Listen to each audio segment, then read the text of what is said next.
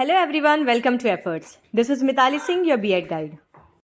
B.Ed second semester वालों का first paper है edu B.Ed 106 school management and leadership यानी स्कूल प्रबंधन और नेतृत्व। इस पेपर के 3 यूनिट्स हम पढ़ चुके हैं और उन वीडियोस को मैंने B.Ed सेकेंड सेमेस्टर नाम की प्लेलिस्ट में रखा है, जिसका लिंक मैं आपको डिस्क्रिप्शन बॉक्स में दे रही हूँ। इनकेस आपने अभी तक वो वीडियोस नहीं देखे हैं तो प्लीज पहले उसे देख के आइए। और उन वीडियोस के बाद है आज का वीडियो, जिसमें कि हम यूनिट 4 स्टार्ट करने जा रहे हैं। एडू B.Ed 106 का यूनिट 4 है स्कूल मैनेजमेंट यानी कि स्कूल प्रबंधन। आइए पहले हम देख लेते हैं कि हमें इस यूनिट में क्या क्या टॉपिक्स पढ़ने हैं। पहला टॉपिक है qualities and duties of head of institution as manager and administrator, यानी एक प्रबंधक एवं प्रशासक के रूप में जो संस्था के प्रधान है उनके गुण और कर्तव्य। उसी तरह से हमें पढ़ना है फिर qualities and duties of teachers as manager, facilitator, counsellor and community leader. फिर है क्लासरूम मैनेजमेंट, जिसका concept, principle, technique, factor influencing it, ये सब पढ़ना है। उसके बाद टाइम टेबल, फिर स्कूल डिसिप्लिन। सारे टॉपिक्स को एक ही वीडियो में कवर करने से वीडियो काफी लंबा हो जाएगा, तो इसीलिए इस यूनिट को हम लोग 2 पार्ट्स में फिनिश करेंगे। पहला पार्ट हम आज पढ़ने जा रहे हैं।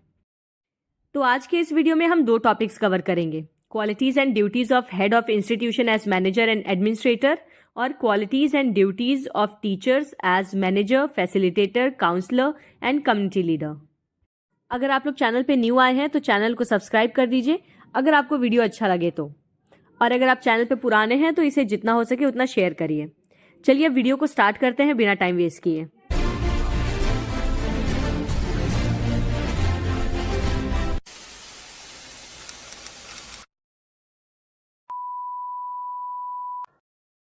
Qualities and duties of head of institution as manager and administrator.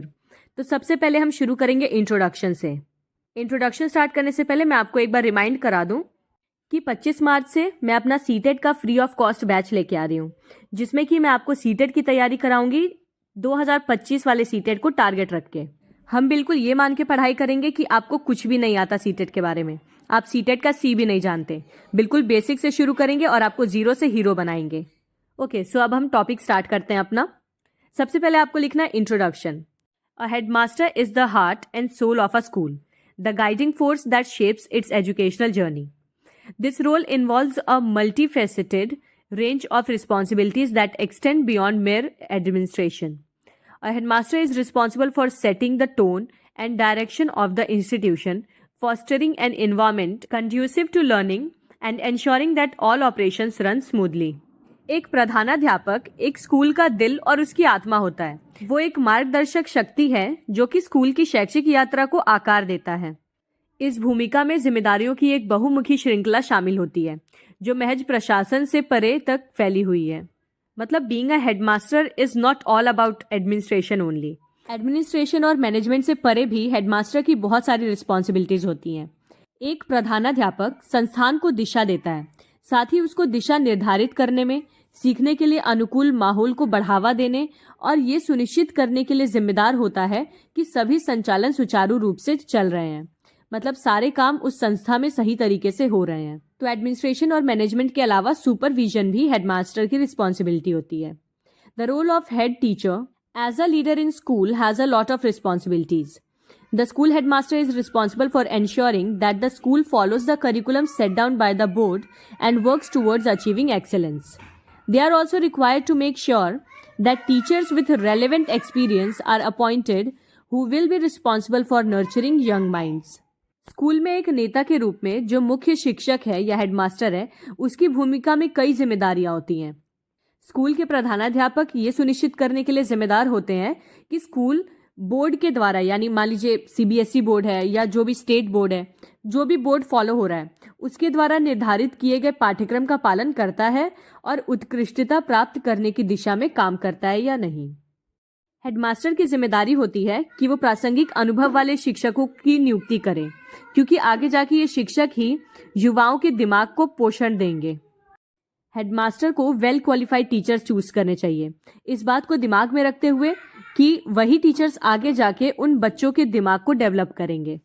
तो जब आप इंट्रोडक्शन लिख देंगे उसके बाद आपको आना है अपने मेन आंसर पे, जो कि है qualities of head of institution as manager and administrator. पहले हम क्वालिटीज़ जानेंगे, उसके बाद हम हेडमास्टर की ड्यूटीज़ जानेंगे। मैं आपको कई सारे पॉइंट्स बता दूंगी, जब आप आंसर लिखेंगे तो इसको अपनी तरफ से इलेबोरेट करके लिखेंगे, ठीक है। जैसे कि पहला है personal qualities, devoted and dedicated. तो इसमें आप अपना आंसर इस तरह से लिख सकते हैं कि devoted and dedicated means a headmaster should B devoted towards the institution and dedicated towards his or her profession. तो इसी तरह से आप हर पॉइंट को एक दो लाइन में एक्सटेंड करके लिख दीजिएगा। सेकंड है जस्ट एंड फेयर, न्यायी और निष्पक्ष। किसी भी तरह का फैसला लेने के लिए हेडमास्टर को बिल्कुल निष्पक्ष होना चाहिए, दोनों पक्षों की बात सुननी चाहिए और तब कोई निर्णय सुनाना चाहिए। ओपन माइंडेड यानी खुले विचारों वाला, हेडमास्टर के लिए बहुत जरूरी है कि वो खुले विचारों का इंसान हो, यानी कि उसके दिमाग में किसी भी मेल या फीमेल के लिए किसी तरह की छोटी सोच ना हो। सेल्फ कॉन्फिडेंस एंड करेज, आत्मविश्वास और साहस। बात करते समय या अपनी बात को हायर अथॉरिटी तक पहुंचाते समय हेडमास्टर के अंदर पूरा कॉन्फिडेंस और करेज होना चाहिए।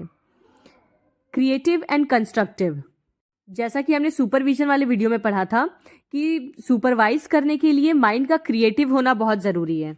जब हेडमास्टर का दिमाग क्रिएटिव या कंस्ट्रक्टिव होगा तभी वो नए नए सॉल्यूशंस या मेथड्स टीचिंग के लिए अपने टीचर्स को सिखा पाएगा या फिर सजेस्ट कर पाएगा। सिंसियर, पंक्चुअल एंड रेगुलर, ईमानदार, समय का पाबंद और नियमित। स्कूल में डिसिप्लिन मेंटेन करने के लिए हेडमास्टर के अंदर पर्सनली ये सारी क्वालिटीज होनी चाहिए। और फिर है प्रॉब्लम सॉल्विंग सेंटर्ड, यानी समस्या समाधान केंद्रित। हेडमास्टर शुड बी एलिजिबल कि वो अपने इंस्टीट्यूशन में आने वाली हर तरह की प्रॉब्लम्स को टैकल कर सके। ये तो थी पर्सनल क्वालिटीज। अब देखते हैं फिजिकल क्वालिटीज क्या है। अट्रैक्टिव एंड क्लीन अपीयरेंस, आकर्षक और साफ उपस्थिति। देखिए, खूबसूरत होना और आकर्षक होना दो अलग अलग चीजें हैं। खूबसूरती हमारे हाथों में नहीं होती है, बट अट्रैक्टिव दिखना is in our hands only. तो जैसा कि आपको पता है कि एक हेडमास्टर किसी भी स्कूल का नेतृत्व करता है, so being a representative, physically headmaster को बहुत ही अट्रैक्टिव और क्लीन अपीयरेंस वाला होना चाहिए, साफ सुथरा, अच्छे कपड़े पहने हुए, well disciplined. Natural and good manners, प्राकृतिक और अच्छे संस्कार। हेडमास्टर को बहुत ज़्यादा दिखावा करने वाला नहीं होना चाहिए, बिल्कुल नेचुरल वो अपना स्वभाव रखे, लेकिन अच्छे संस्कारों के साथ। मतलब अब ये नहीं कि अरे मेरी तो आदत है, मैं तो कुछ भी मुंह पे बोल देता हूँ, तो ये चीज़ नहीं होनी चाहिए। हेडमास्टर को इस बात का ध्यान रखना है कि कब, कहाँ और कैसी बात बोलनी है। एक्टिव, स्मार्ट एंड स्ट्रांग, सक्रिय, स्मार्ट और बहुत ही मजबूत। इसका मतलब है कि हेडमास्टर की पर्सनैलिटी बहुत ही बोल्ड होनी चाहिए, साथ ही किसी भी काम को करने के लिए उसे हमेशा एक्टिव रहना चाहिए। फिजिकल क्वालिटीज के बाद क्या है? सोशल क्वालिटीज, यानी सामाजिक गुण। गुड ह्यूमन रिलेशंस, अच्छे मानवीय रिश्ते, अपने कलीग्स के साथ, पेरेंट्स के साथ, कम्युनिटी में, कहीं मीटिंग करने जा रहे हैं हायर अथॉरिटीज के साथ, हर जगह हर किसी से हेडमास्टर को अपने रिश्ते जो हैं वो अच्छे रखने चाहिए, बहुत ही पॉजिटिव और स्ट्रांग प्रोफेशनल बॉन्ड मेंटेन करना चाहिए। गुड रिलेशनशिप्स विद कलीग्स, मतलब अपने सहकर्मियों के साथ भी अच्छे संबंध होने चाहिए। कॉपरेशन, सहयोग की भावना होनी चाहिए उसके अंदर। प्रधानाध्यापक को ये अपने दिमाग में नहीं सोचना चाहिए कि अरे मैं तो हेड हूँ, मैं क्यों काम करने जाऊं। उसको भी साथ में अपने कर्मचारियों के काम करना चाहिए जहां जरूरत हो। इससे वो अपने स्टाफ में कॉपरेशन और टीम स्पिरिट जैसी भावनाओं को उत्पन्न कर सकता है। एक्टिव एंड सोशलाइज्ड सिटीजन, सक्रिय और सामाजिक नागरिक। एक सक्रिय नागरिक के तौर पे उसे समाज में होने वाली सारी घटनाओं से परिचित रहना चाहिए और साथ में अपने संस्था में भी उन बातों के बारे में लोगों को अवगत कराना चाहिए। गुडविल फॉर ऑल, मतलब सबके प्रति सद्भावना। फॉर एग्जाम्पल, अगर आप मेल हेडमास्टर हैं तो इट डजेंट मीन कि अगर कोई फीमेल स्टाफ पीरियड्स की वजह से प्रॉब्लम में है तो आप उसको बिल्कुल इग्नोर करें। आपके मन में उसके लिए भी सहानुभूति होनी चाहिए। ऑनेस्ट इन डीलिंग्स, यानी व्यवहार में ईमानदार होना चाहिए। Interest to know about others problems, दूसरों की समस्याओं के बारे में जानने में भी रुचि होनी चाहिए, क्योंकि हेडमास्टर जब दूसरों की प्रॉब्लम्स को जानेगा तभी उसको सॉल्व कर पाएगा। क्योंकि जैसा कि आप जानते हैं कि कोई भी संस्था सिर्फ एक आदमी से तो चलती नहीं है, सभी लोगों को मिलकर टीम स्पिरिट के साथ काम करना पड़ता है। और ऐसे में अगर टीम का कोई एक मेंबर भी प्रॉब्लम में है तो ये हेडमास्टर की रिस्पॉन्सिबिलिटी बनती है कि वो उसकी प्रॉब्लम को जाने और उसकी हेल्प करे अकॉर्डिंगली। सामाजिक के बाद है अब इंटेलेक्चुअल क्वालिटीज, यानी कि बौद्धिक गुण कौन कौन से हेडमास्टर में होने चाहिए। इनिशिएटिंग कैपेसिटी, यानी आरंभ करने की क्षमता। फॉर एग्जाम्पल, क्लास में जब मैम पूछा करती थी कि किस किस को आंसर याद है, कई बच्चे हाथ उठाते हैं, मैम मुझे याद है, मैम मुझे याद है। फिर मैम बोलती हैं कि अच्छा अब तो फिर सबसे पहले कौन सामने आके आंसर सुनाएगा, तो फिर बच्चों का हाथ धीरे धीरे नीचे होने लग जाता है। तो ये क्वालिटी हेडमास्टर के अंदर होनी चाहिए कि जब भी किसी बात को शुरू करना है तो वो आसानी से उसे इनिशिएट कर पाए, किसी बात को लेके उसके अंदर डर या झिझक नहीं होनी चाहिए। सेकंड है रिसोर्सफुलनेस, साधन संपन्नता। उसका माइंड पूरी तरह से रिसोर्सेज से भरा हुआ होना चाहिए, जिससे वो हर सिचुएशन में बहुत ही इफेक्टिवली एक्ट कर सके। नॉलेज ऑफ पेडागोजी और knowledge of child growth and development, शिक्षा शास्त्र का ज्ञान या फिर बाल वृद्धि और विकास का ज्ञान उसे होना चाहिए, क्योंकि जैसा कि आपको पता है शिक्षा बाल केंद्रित यानी कि चाइल्ड सेंटर्ड होती है, इसीलिए बच्चों के दिमाग को समझना और जानना बहुत जरूरी है। हाईली इंटेलिजेंट, बहुत ही बुद्धिमान होना चाहिए हेडमास्टर को। Excellent communication skills both spoken and written, यानी बोलने और लिखने दोनों में उत्कृष्ट संचारण कौशल होना चाहिए उसके पास। जैसे कि कई बार लिखते समय या बोलते समय हमारे पास शब्दों की कमी हो जाती है, दिमाग में याद ही नहीं आता इस वक्त कौन सा वर्ड लिखना है, तो उसके दिमाग में शब्दों का भंडार होना चाहिए। गुड एक्सपोजिशन एंड एक्सप्रेशन, अच्छा प्रदर्शन और अभिव्यक्ति। हेडमास्टर की बॉडी लैंग्वेज भी बहुत अच्छी होनी चाहिए, जिससे वो अपनी बॉडी के थ्रू भी अपनी बातों को एक्सप्रेस कर सके। Sense of systematic and planned work, व्यवस्थित एवं नियोजित कार्य की भावना। हर काम उसको सिस्टमैटिक वे में करना चाहिए और साथ में संस्था के बाकी लोगों से भी कराना चाहिए। अब जान लेते हैं इमोशनल क्वालिटीज के बारे में। भावनात्मक गुण, cheerful and pleasant to talk to or work with, बातचीत करने में या किसी के भी साथ काम करने में प्रसन्नचित और आनंददायक रहना। उसको हमेशा किसी के भी साथ बहुत ही खुश मिजाज होकर काम करना चाहिए, जिससे सामने वाले के अंदर भी उत्साह बना रहे। Optimistic and hopeful in nature and approach, स्वभाव और दृष्टिकोण से आशावादी होना चाहिए। मतलब इनकेस कोई चीज बिगड़ गई है, उस सिचुएशन में पूरी टीम को हैंडल करे और खुद भी पॉजिटिव एटीट्यूड बना के रखे। Enthusiastic and inspiring bent of mind, मन का उत्साही और प्रेरक झुकाव, बहुत ही सेल्फ मोटिवेटेड होना चाहिए और दूसरों को भी मोटिवेट करने वाला होना चाहिए। इमोशनल स्टेबिलिटी, भावनात्मक स्थिरता, ऐसा ना हो कि हेडमास्टर की पर्सनल लाइफ में कोई प्रॉब्लम चल रही है और उस वजह से उसकी प्रोफेशनल लाइफ अफेक्टेड हो, तो इसलिए उसको अपने इमोशंस को स्टेबल रखने चाहिए, चाहे वो खुशी वाले इमोशंस हो या दुख वाले। Free from anxiety, conflicts and mental tension, किसी भी तरह के चिंता, द्वंद्व और मानसिक तनाव से मुक्त रहना चाहिए। किसी के लिए भी उसके मन में खुन्नस नहीं होनी चाहिए कि अच्छा इसने तो मुझे ऐसे बोल दिया, मैं तो हेडमास्टर हूँ स्कूल का, अब इसको इसकी औकात दिखाता हूँ। Strong motivation in doing any work, किसी भी कार्य को करने में प्रबल प्रेरणा होनी चाहिए और साथ में दूसरों को भी प्रेरणा देनी चाहिए। क्वालिटीज के बाद हम जानेंगे अब duties. Duties of head of institution as manager and administrator, प्रबंधक एवं प्रशासक के रूप में संस्था के प्रमुख के कर्तव्य। सबसे पहला रोल होता है स्टाफ मैनेजमेंट का। The headmaster has to arrange for proper staff in the school. If there is good staff then the environment is good. The objective of staff management is to make instruction simple and accessible. Therefore, teachers of different subjects are selected. Therefore, without the arrangement of teacher staff and office staff, the teaching work cannot be carried out effectively. Staff प्रबंधन, प्रधानाध्यापक को विद्यालय में उचित staff की व्यवस्था करनी चाहिए। मतलब जो टीचर का सिलेक्शन है वो हेडमास्टर को बहुत ही केयरफुली करना चाहिए। अगर स्टाफ अच्छा है तो माहौल अच्छा रहेगा। स्टाफ प्रबंधन या मैनेजमेंट का मेन उद्देश्य होता है कि टीचिंग को या इंस्ट्रक्शंस को बहुत ही इजी बनाया जा सके। इसलिए अलग अलग विषयों के शिक्षकों का चयन बहुत ही सावधानी से किया जाना चाहिए, क्योंकि शिक्षक स्टाफ और कार्यालय स्टाफ की व्यवस्था के बिना शिक्षण कार्य प्रभावी ढंग से संचालित नहीं किया जा सकता। Next is job description among teachers and taking their cooperation, यानी शिक्षकों के बीच कार्य विवरण करना और उनका सहयोग लेना। The headmaster has to distribute teaching work and other activities, प्रधानाध्यापक को शिक्षकों के बीच में जो शिक्षण कार्य है उसको और अन्य गतिविधियों का विभाजन या वितरण करना होता है। मतलब हेडमास्टर ही सबको उनके टास्क अलॉट करता है।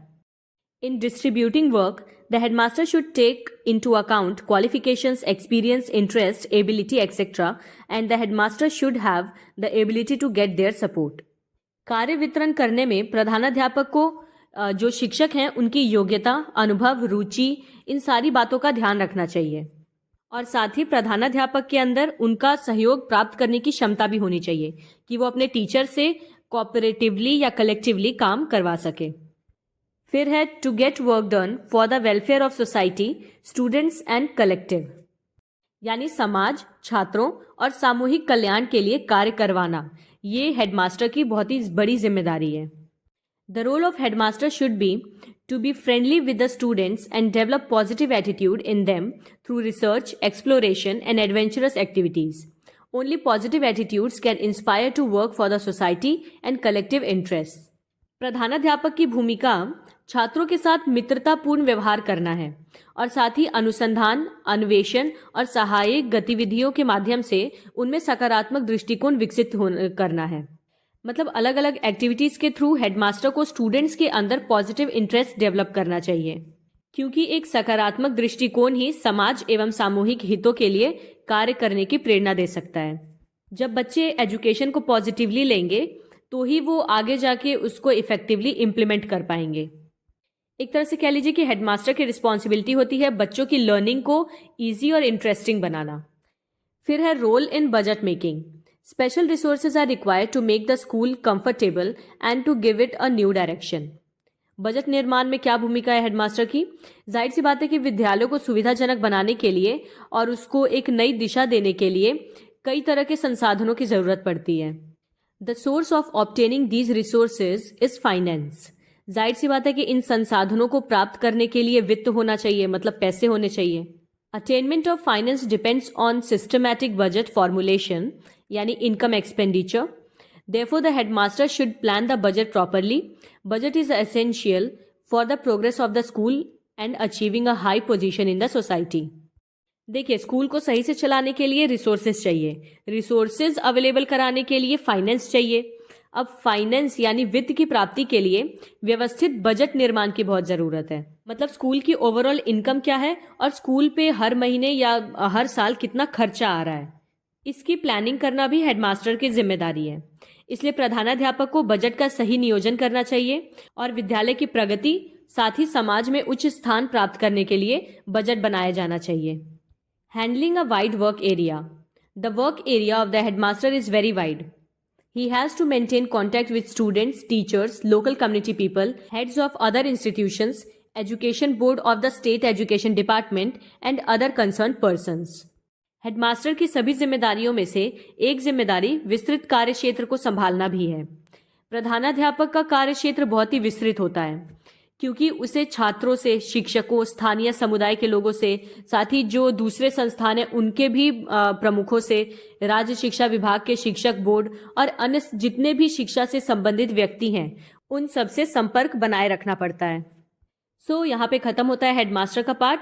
अब हम जानेंगे qualities and duties of teachers as manager, facilitator, counsellor and community leader. प्रबंधक, सुविधा प्रदाता, परामर्शदाता और सामुदायिक नेता के रूप में शिक्षकों के क्या गुण और उनके क्या कर्तव्य हैं। अगेन ये आंसर भी हम इंट्रोडक्शन से स्टार्ट करेंगे। Teachers are those who make children knowledgeable and cultured. जाहिर सी बात है, शिक्षक वे होते हैं जो बच्चों को ज्ञानवान और संस्कारवान बनाते हैं। A teacher through his knowledge, patience and love give a strong shape to students whole life. एक शिक्षक अपने ज्ञान, धैर्य और प्रेम से छात्र के पूरे जीवन को एक मजबूत आकार देता है। Teaching is a process which takes place in the classroom and is performed by a teacher as a task. In the classroom, teaching depends upon how the teacher performs his or her duties. शिक्षण एक प्रक्रिया है जो कि कक्षा में होती है और शिक्षक के द्वारा कार्य के रूप में की जाती है। कक्षा में शिक्षण इस बात पर निर्भर करता है कि शिक्षक अपने कर्तव्यों का पालन किस तरह से कर रहा है। ओके, अब हम टीचर की क्वालिटीज और ड्यूटीज को एक एक करके पढ़ेंगे, as a manager, as a community leader, as a counsellor. ठीक है, so first we have qualities and duties of a teacher as a manager.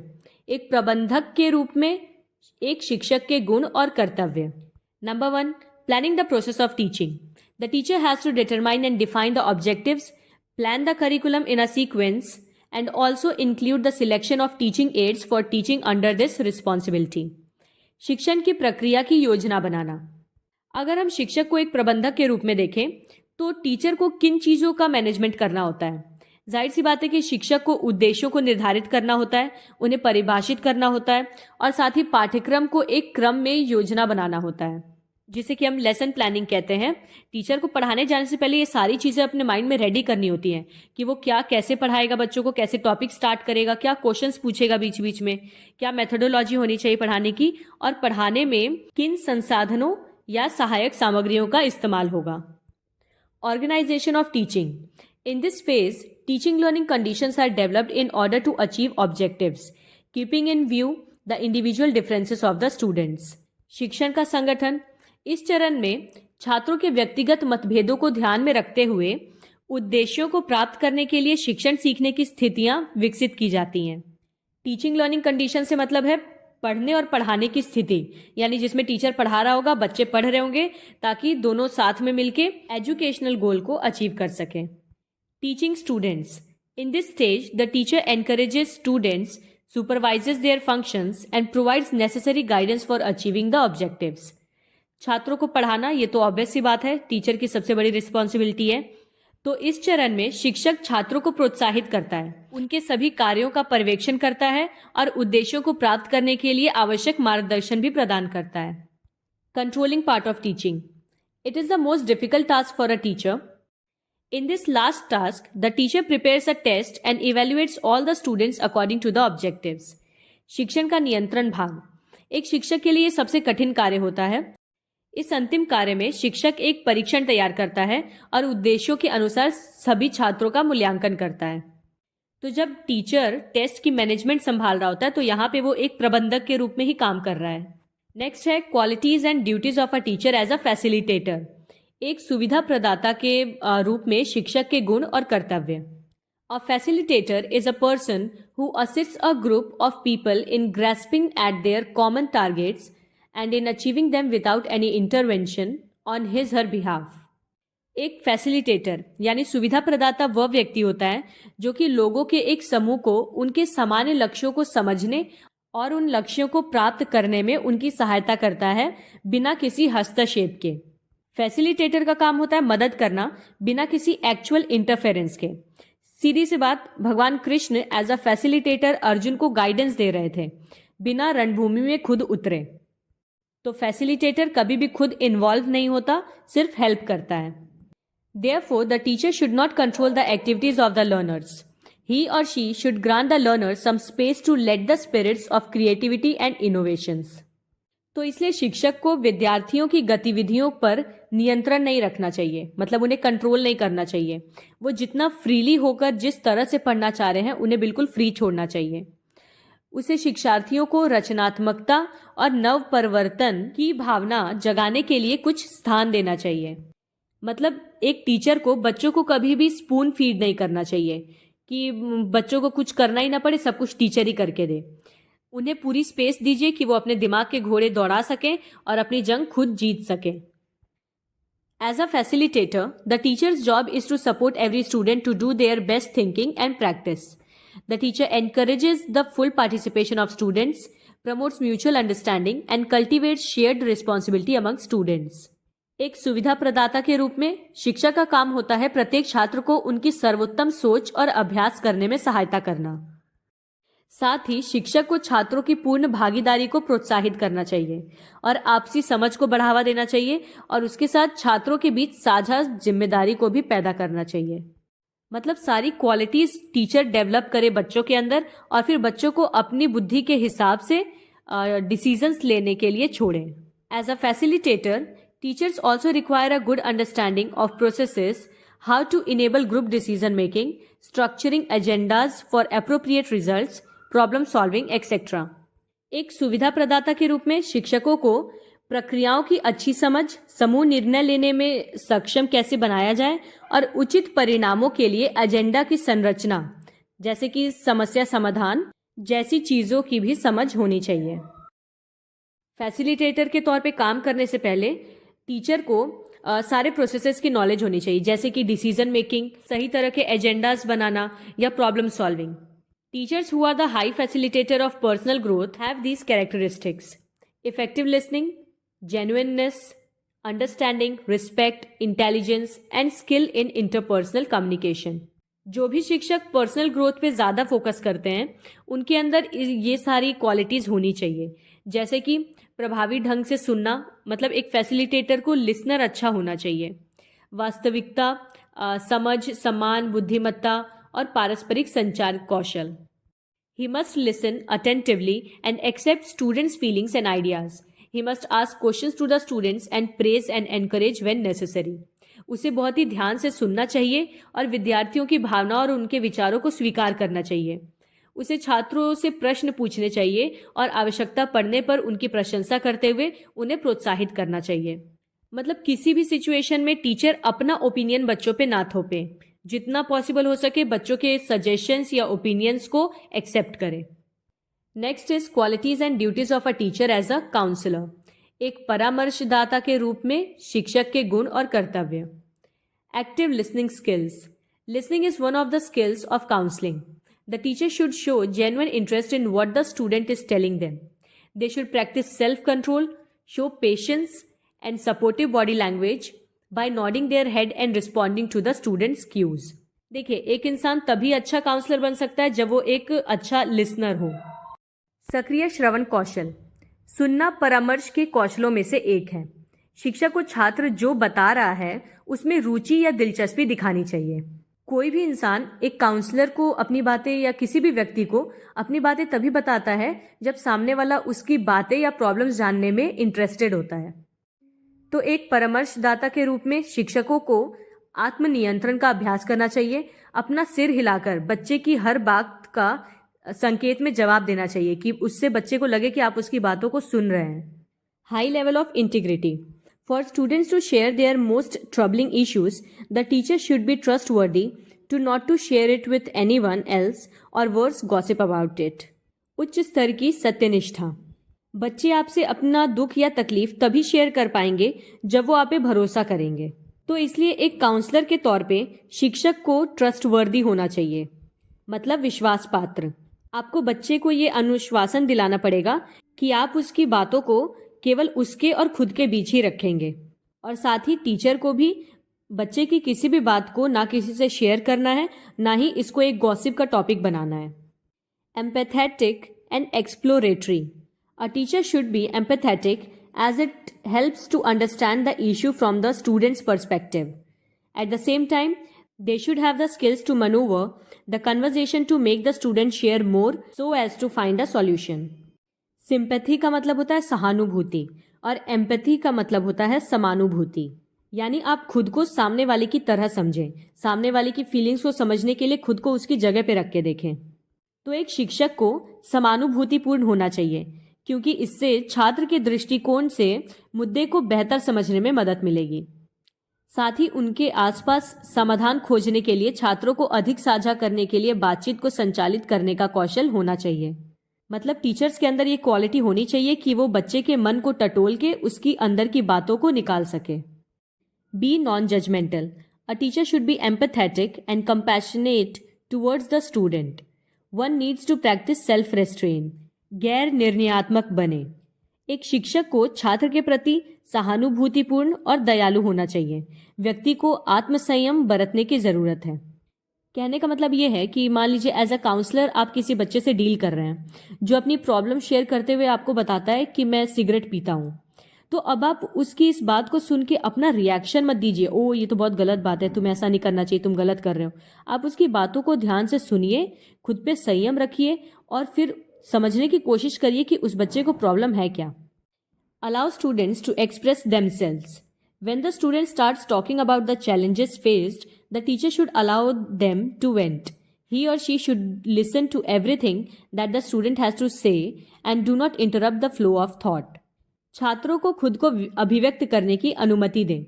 जब भी छात्र आपके सामने अपनी चुनौतियों के बारे में बात करना शुरू करते हैं तो शिक्षक को उन्हें अपनी बात कहने की अनुमति देनी चाहिए। साथ ही छात्र की हर बात सुननी चाहिए और उसके विचारों के प्रवाह को बाधित नहीं करना चाहिए। इट मीन्स कि पहले बच्चे को अपनी बात पूरी कर लेने दीजिए, फिर आप उस पर अपना पॉइंट ऑफ व्यू बताइए। Now qualities and duties of a teacher as a community leader. एक सामुदायिक नेता के रूप में एक शिक्षक के गुण और कर्तव्य। Teacher as a community leader must have the knowledge and skills necessary to lead. To be recognized as a leader, they must also possess the best attitudes. समुदाय के नेता के रूप में शिक्षकों के पास नेतृत्व करने के लिए आवश्यक ज्ञान और कौशल होना चाहिए। एक नेता के रूप में पहचाने जाने के लिए उनमें सर्वोत्तम दृष्टिकोण भी होना चाहिए। Teacher leadership involves listening and responding appropriately to situations because teachers who have an open heart and a compassionate ear will often gain the trust of the community members when they are dealing with the difficult situations.